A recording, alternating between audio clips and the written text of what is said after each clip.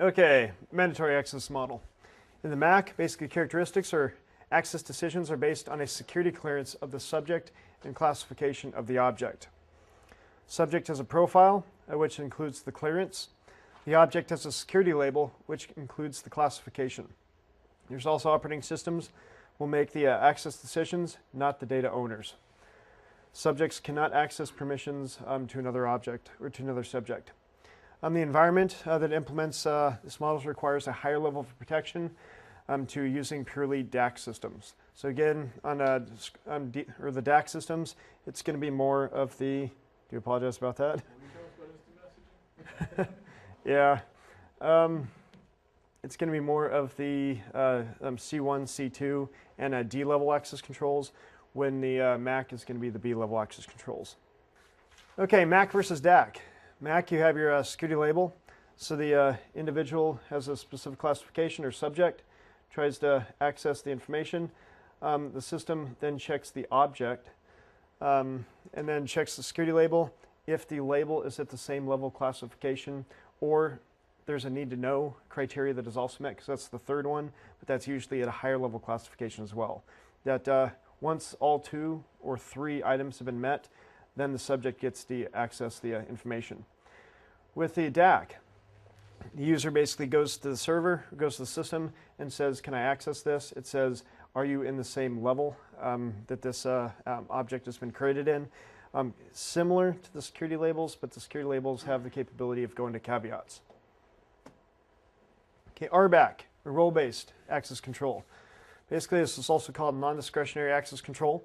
Supports organizational structures better than DAC or MAC, and basically also allows for enforcement of enterprise security policies. Administrators assign basically a user to a role and then assign the rights to that role, not directly to the user. So the user is basically going to be at the lowest level. They cannot do anything until they're assigned to a specific user group, which could be, for example, admins, it could be a data entry, it could be technically janitorial staff. That's the funny thing about a lot of organizations, is sometimes the lowest rights or the lowest need to know has the most access rights to everything. For example, mentioned before about janitorial staff putting in keyloggers, items like that into an environment and stealing data out or data exfiltration. There's a lot of trust put into individuals that a lot of times don't even need network access, period. So in reality, no matter what access control system here, if you have that type of level of staff or individuals, for example, a lot of companies will hire third-party organizations to do janitorial work or take out garbage. They'll hire in a contracting company for it. You always want to have basically babysitters with them to make sure that things are not getting stolen or pushed off. But yeah, a lot of times just the internal janitors or what's the proper PC term for it? There's custodial engineers. We'll have, of course, physical keys to the kingdom, so they will be able to get into, for example, the CEO's office, because they need physical access there. But a lot of times, too, if they're not security mindset, those keys can easily be stolen, or they could be reproduced at any given time. Because most keys, especially if they're only 4 to 5 pin, some keys are only 3 pin. But if you get the pin structure, because there's only so many possibilities whenever you're keying something, you can go through and then just run the keys. So that the putty is an easy way of getting things. You can even trace it. And as long as you know the actual length of the key and the dimensions of the key, they're actually very easy to reproduce. I've had scenarios to where you just go to your basic, also PC way of saying it, retail store without an actual locksmith in the store, but they have the capability of reproducing house keys and car keys and things like that. You can bring a key that specifically says, do not reproduce. Majority of the time, you give it to somebody, again, they may be in a hurry, they may be new, they don't really care or whatnot. You give it to them and say, I need a copy of these or 3 copies, they will do it for you because they just want the sale, or they just want to help you and not have to do any argument with you or whatnot. So a lot of times, simply stealing a key and then putting it back at a later time before the person actually misses it is another way of an attacker may try to get physical access to an area. But again, back to the roles. As far as not like on a computer system, because that would be like physical RBAC type roles, but on a system, you would have the administrator assigns a user to a role and assigns those rights to the role. And then basically you have all the rights assigned specifically to that role.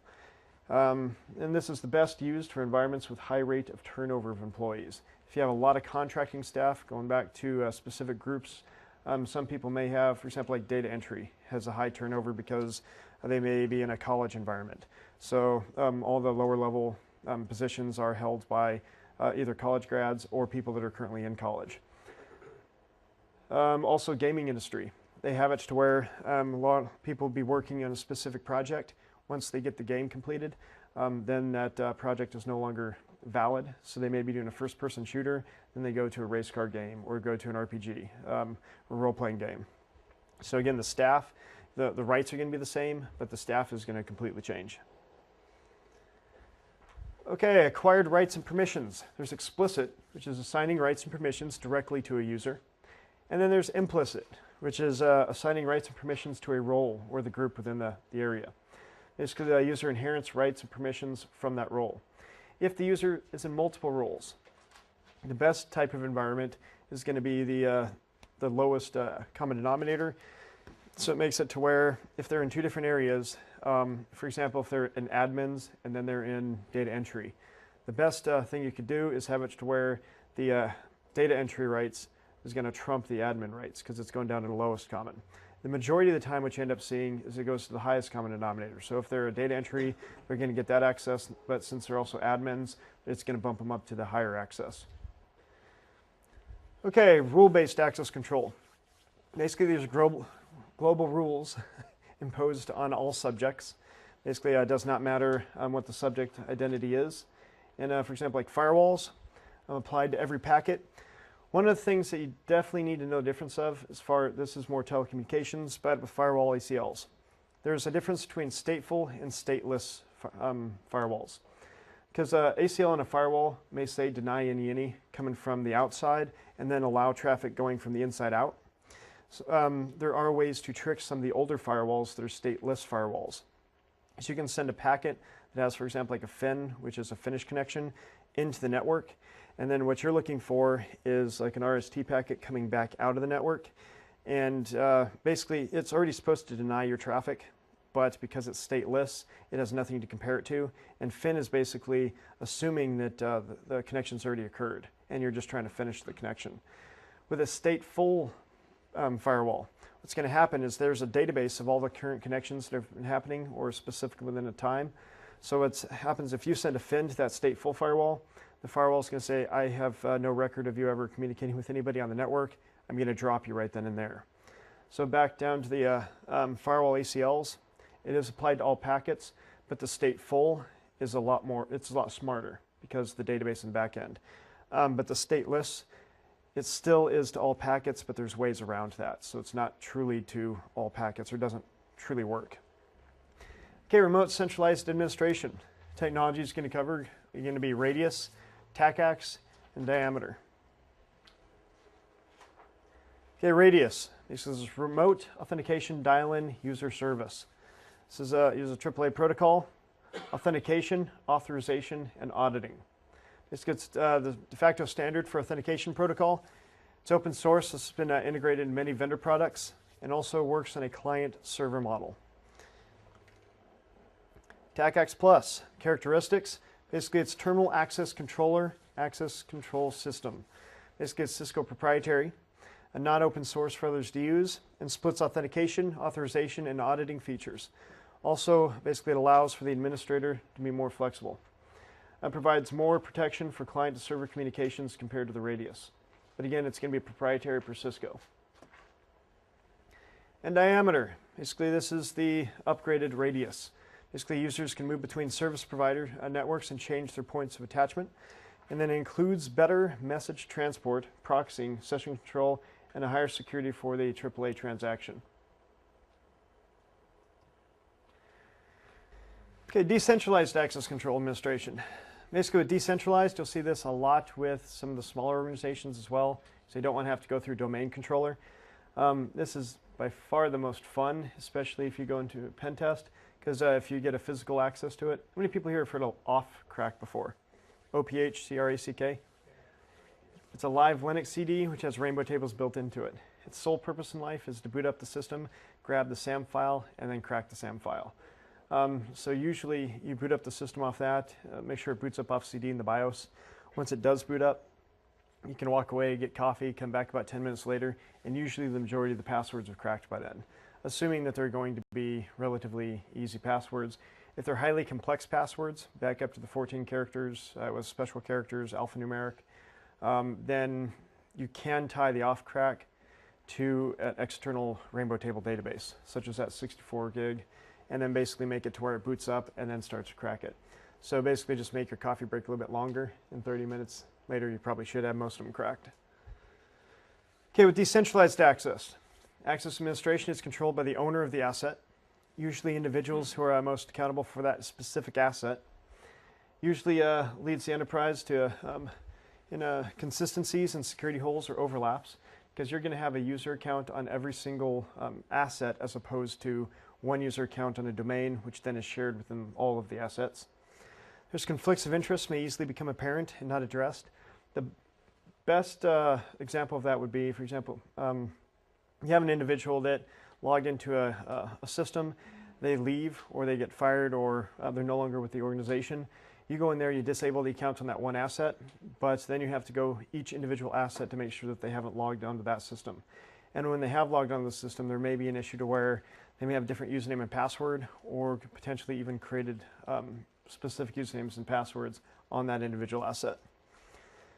Also, terminated employees may not have all access rights properly removed because of different assets, and peer-to-peer environment.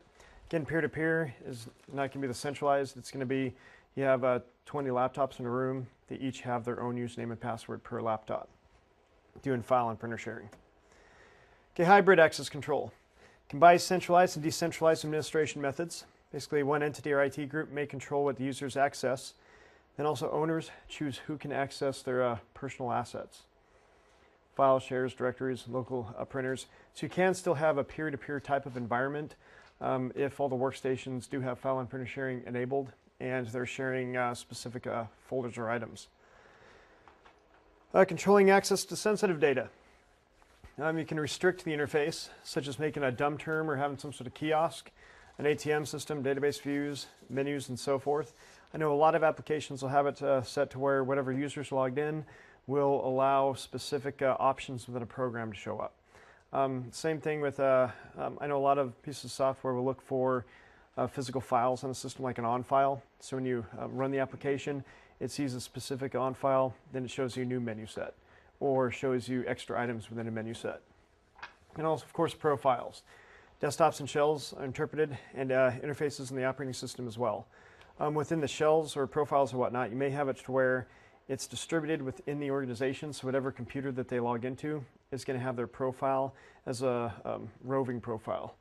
But you could also have it to where each individual system has a localized profile for the user.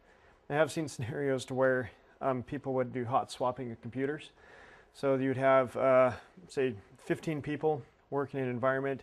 It's 24/7 shop, and you have, let's say, 8 computers. So at any given time, you will have people that will be basically 2, maybe 3 people using the same computer, just different portions of the shift. With that being said, sometimes you have individuals that are going to be using multiple computers throughout the week, and if they bring a PST, such as Exchange email box, put it onto their local system, they're not going to be able to access those emails if they go to a secondary system. So sometimes you may be able to see multiple PSTs start to build up within and out the environment. Okay, other techniques or control techniques such as physical location, remote access calls back to the system. Why would that be an important issue or a potentially good security call? For example, let's say modems. If you have a modem on a router, you have it set to do a callback feature, it only calls back the administrator's special BAT phone. So when they call in, it's going to call back and then start the negotiations back and forth with the system. The main reason you do that is if anybody's doing war dialing. So they're randomly going through the phone numbers, seeing if there's any special tones on there. Because if you don't do the callback, then basically anybody in the world can finally connect to the system. And then if you don't have the 3 strikes you're out rule, they can start trying to brute force the system to test usernames and passwords. Logical location. Access restricted by IP or MAC address.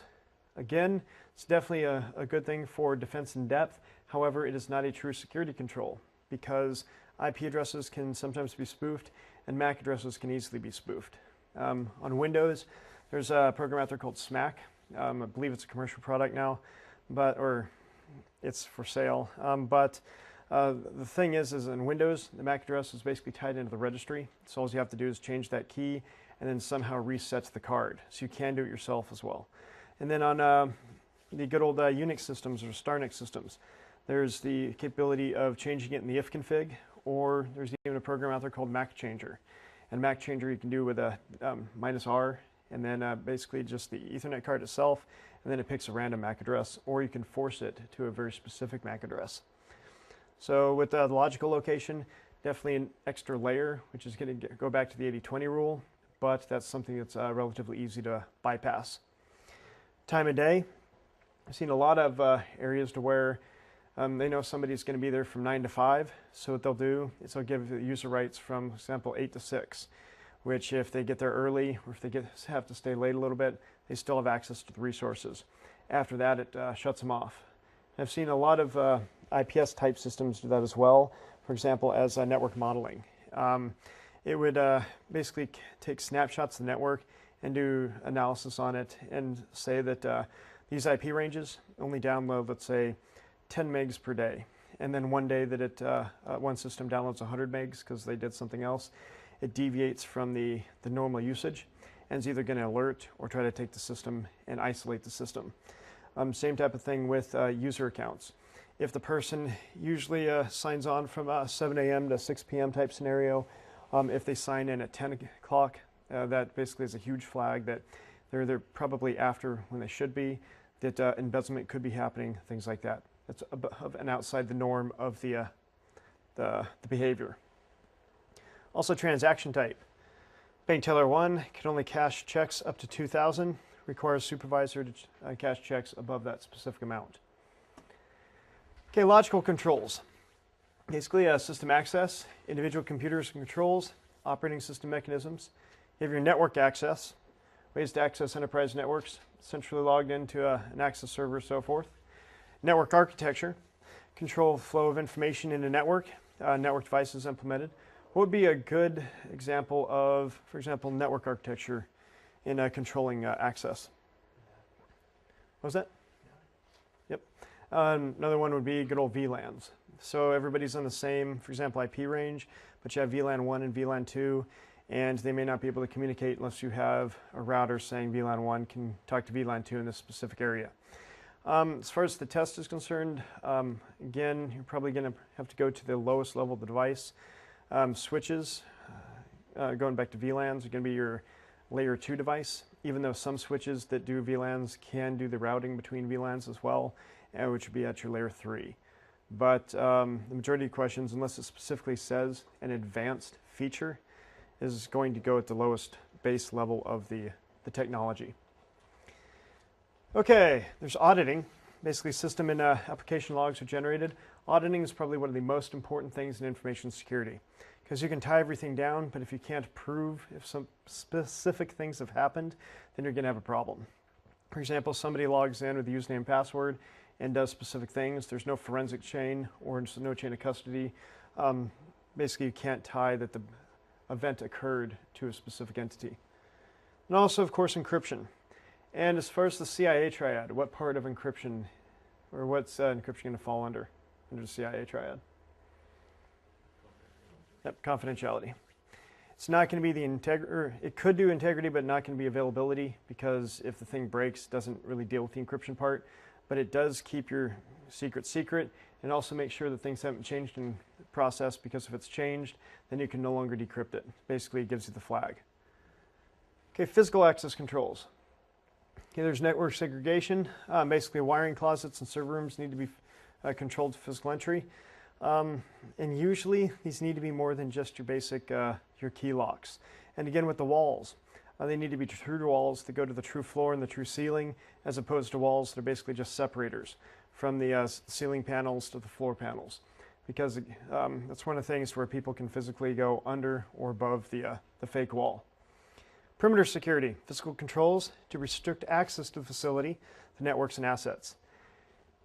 Like I mentioned before, if you have physical access to the asset, chances are you're going to be able to own the asset. Network devices are really bad for this. Getting back to the Cisco devices with the RS-232 or some devices with serial cables. If you have the physical content, I know some of the Soho devices actually print the default username and password and the default IP address directly on the box, which hopefully people would have changed it, and most of them do unless they're small, medium-sized organizations.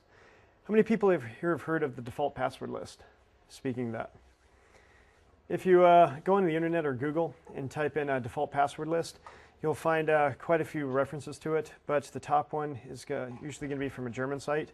And if you look at the site, it has literally thousands of default usernames and passwords to a lot of the common devices that are used out there today. For example, the 3Com devices, Cisco devices, even some of the software and management software that you'll come across. It's a really useful utility. Granted, that's not physical, but when it comes down to like usernames and passwords, if you have to get into something, if it's a smaller company, a mom and pop shop, sometimes a medium-sized company, it's not uncommon to find these. And it's always a good thing to test on your real environment, just in case somebody puts up a device for testing purposes and forgets to take it off. You might be able to get it in. And also computer controls, removing floppy and CD-ROM drives and locking computer cases. Why would you want to do that? Take out the floppy CD-ROM drives and lock up the cases. Okay, protecting access to system logs. Basically reasons and methods. Again, a lot of people try to do anti-forensics by covering tracks. So basically what you'd want to do is prevent the people that can access it and prevent methods for accessing it. Basically, by doing the scrubbing the logs, this hides evidence of the activities. Logs should not be accessible for modification to unauthorized individuals. The issue with that is some attacks will actually attack the logging mechanism, trying to find some sort of buffer overflow to crash the logging mechanism, or try to redirect it from like an ARP poisoning type view. So the logging mechanism starts dumping the traffic into nowhere. There's quite a few ways of attacking the log mechanism. If people have read-write access, then you can just delete your content that's in there. Targeted areas, if you do that, then chances are system administrators are probably not going to find what they're looking for.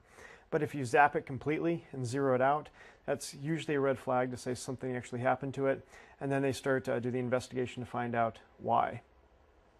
Okay, organizations that regularly keep up logs for a specific amount of time. Some regulations require you to keep specific logs for either like 2 years, 5 years, 7 years, and some even indefinitely as well. Some of the main issues, again, is going to be liability for like Sarbanes-Oxley, GBLA, HIPAA, or whatnot. Another issue is that with the logging, if you don't log as a part of normal business practice, if it ever comes to court, let's say your web server's hacked, but you don't keep the log files and restore them for any specific time at all, and then for that attack, you then get the logs and say that this is the section that we were attacked, that can easily be thrown out of court by the opposing attorney, because since it's not a normal business function that you were doing previously, then it's not going to be admissible in court. It's basically hearsay. So that's a huge problem. Also, integrity of the logs can be protected with hashing algorithms. So once you get the log information, go to store it off-site, you hash it first or hash the file, then store that hash with the file. Okay, good old IDSs and padded cells. We'll cover a little bit about IDSs, but you also need to know what IPSs are, which is Intrusion Prevention Systems. With IDSs, basically a software is employed to monitor the network segment for an individual computer. It is used to detect attacks and other malicious activity, and there are two types of IDSs. There's, of course, the network-based and the host-based. The best defense, of course, is going to be network and host-based, because a lot of things that will be happening on the system the network may not see, because either A, does not go through the specific gates of the IDS, or it could just be it's happening internally. With that being said, there's also two behaviors, just like in the access controls. The two behaviors of the IDS are just like antivirus. They're going to be heuristic or behavioral-based. And then the second one is going to be signature-based. Signatures can be by far the most common. Basically, they have a list of bad knowns, so it's going to be your blacklist. And the behavioral or heuristics-based is going to be, they have some definitions of ways things are supposed to act. And if it deviates from that, then it basically says it potentially could be a bad piece of software, a bad item. For example, let's say if it, like I mentioned before, the traffic usage. It monitors for specific items that it's baseline, and if it goes beyond the baseline, above the buffer on the baseline, it'll say there's a potential problem. One thing I've seen with this as well, for example, heuristics-based IDS is looking for ports that were open on a system or traffic going back and forth.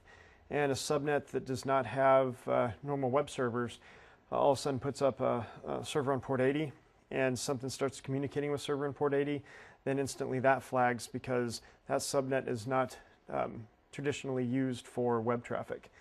So stuff like that, it can be nice, but the majority of the time you're going to see, for example, network and host-based as being signature IDSs. Okay, network-based IDS.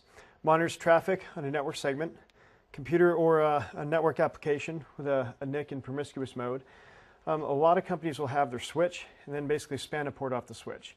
So it essentially makes that one port basically like a hub port. So all the traffic from all the other ports on the switch are being pushed into that one port. And with it being promiscuous mode, the card is not supposed to communicate with the rest of the network. So as far as everybody else is concerned, that device does not exist. It's basically, it's just there in listening mode. Then there's host-based IDS. A small agent or program that resides on the individual computer. Detects suspicious activity on one system, not a network segment. So again, it's going to be a lot more pinpointed and granular. Okay, sensor placement. Some people put it in front of a firewall to uncover attacks being launched. However, the bigger the network, the less likely that that's going to be used for reliability purposes. So what some people do is they'll put a firewall, IDS in front of the firewall to detect all potential attacks. Then they'll put a IDS behind the firewall and then correlate the data between the two. So if one gets through or if they start to see specific traffic, they can say that, yes, this guy has been scanning us for the past year and a half. We have logs from this IP, so it's a slow and go type scenario. But most people will put it inside the firewall, or for example, inside the DMZ and then inside the internal firewall, and then placements all around the firewall to make sure that nobody's been compromised internally as well. Okay, signature-based. Same thing as in antivirus. So that's one thing you need to basically memorize is the difference between signature and behavioral-based, because you'll see that in multiple areas, IDS and antivirus. Okay, signature-based, also knowledge-based. Basically has an IDS, it's a database of signatures, which are patterns in previously identified attacks. So they're targeting specific known entities.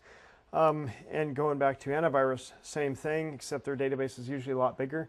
And the interesting thing about signature-based, they're a lot easier to fool or to bypass. Because if you know the signature that they're looking for, you just change the traffic pattern just a little bit, and the signature is no longer going to match. That's why a lot of the viruses will have hundreds of generations, because they'll find out the specific line and the piece of malware that's getting caught or getting flagged, and they'll change that individual variable or whatever it's doing at a specific time, such as looking for MP3s and deleting those, and now goes for MPGs or JPGs. Okay, also cannot identify network or new attacks because it's signature. And software needs continual updates of signatures, basically because it's only as good as the signature base. The behavioral based does not really determine how good it is by the signatures that's being updated, because it's looking for anomalies. And some of them will have a, like I mentioned before, timestamps. So they'll keep a week's worth of data and then be doing that. And then they'll also have a basically a first baseline. So you can differentiate between what's currently happening now and what was happening a month ago or when you first installed it. It creates many false positives. Because why would it cause many false positives? Yep, human behavior is relatively unpredictable.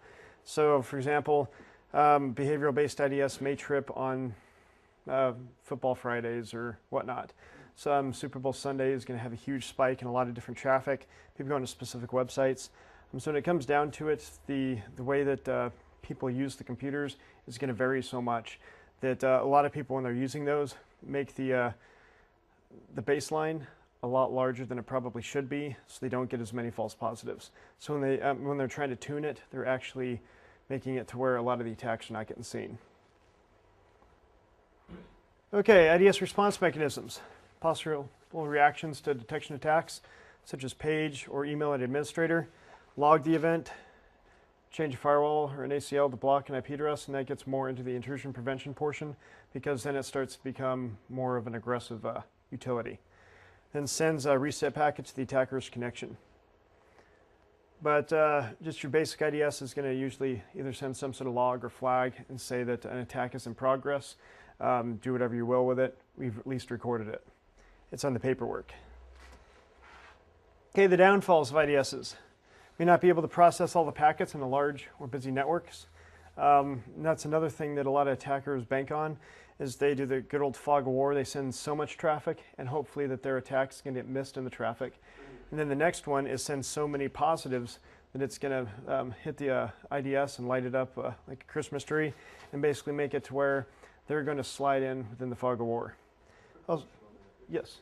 Is it more they actually miss packets, or do they queue up and can't process quick enough? Actually, they miss packets. One of the big issues with the LP cap, it's not too big of an issue, but let's say if you have 1 million packets go through in a specific time period, if it's going through fast enough, the software is not going to be able to keep up with the hardware. So the more overhead you have within the OS and the more resources are being taken, the more packets that are going to be missed or dropped.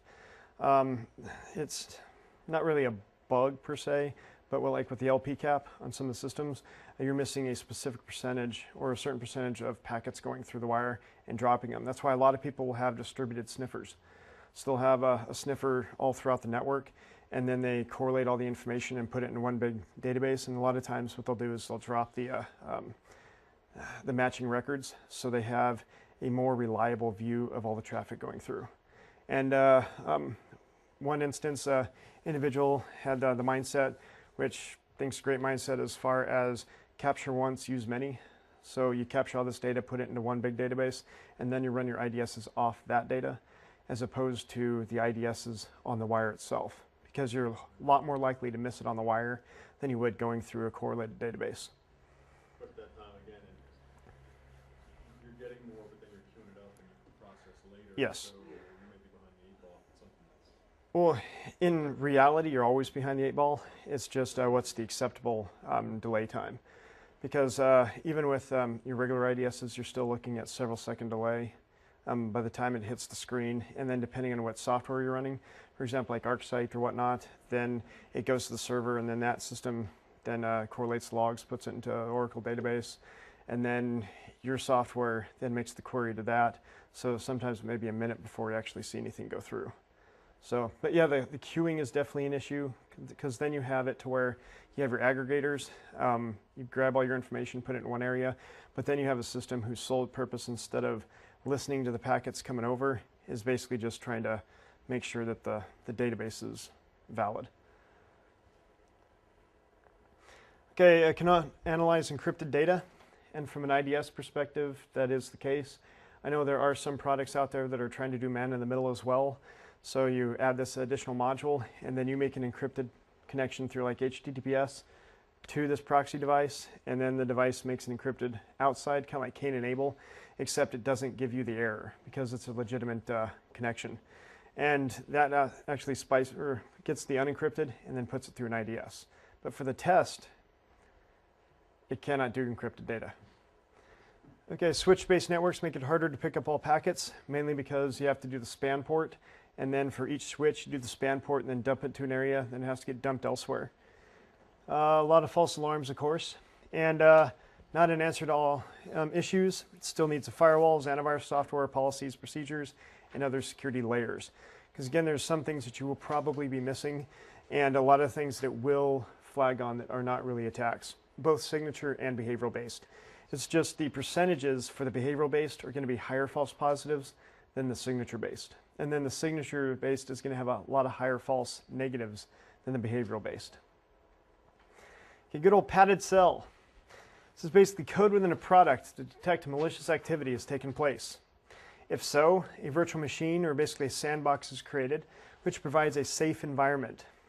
And what it does is forks the activity or the user or the process from the real environment to the padded cell or to the fake environment. The intruder is moved into that environment, which is called the padded cell. The intruder does not realize that he or she is in the original or in the fake environment. Basically, this protects against hacking activity. And as an FYI, this is a data term, but it does show up on the exam, and it's something you do need to know.